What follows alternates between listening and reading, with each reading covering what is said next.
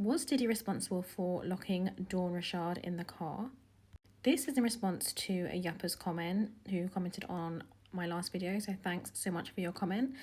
Now, this is absolutely wild, and some of you may remember when this was first made known in the public domain.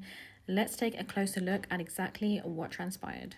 Mr. Combs' facial expression shifted as he stepped towards Miss Rashad, raised his arm and swung his fist towards her face, believing that Mr. Combs was going to hit her.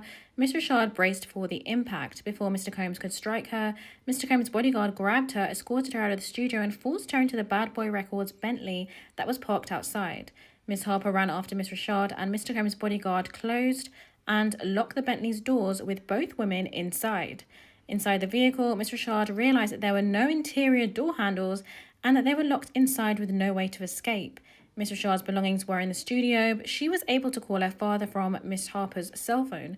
Miss Rashad relayed to her father what had happened and that she needed help and feared that she would go missing. Miss Rashad screamed as loudly as she could, but no one responded. It was late evening in the wintertime, the windows were heavily tinted, and the interior of the car was dark except for faint interior lights. Miss Rashad's belongings and winter coat were in the studio while the ignition was off and there was no heat.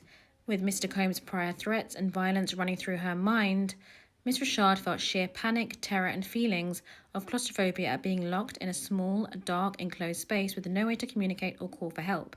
She began to feel cold and feared for her life, not knowing when or if she would be released.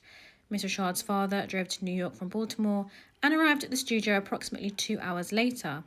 Only after her father arrived and demanded to see her did Mr. Pierre order Mr. Combs' bodyguard to release Miss Rashad from the vehicle. Mr. Pierre ushered Miss Rashad's father between several rooms at Sir Studios, where he waited for approximately 2 hours before being able to confront Mr. Combs. Once Miss Rashad's father expressed that he intended to contact police, Mr. Combs warned him to think about your family and think about your daughter's career. Her father appeared visibly frightened by Mr. Combs' threats and actions, which in turn made Miss Rashad feel terrified for herself and her family's safety. Oh, it's a lot, and she is going to be the next prosecution witness. This trial is getting very, very explosive. Let me know what you think in the comments and follow for updates.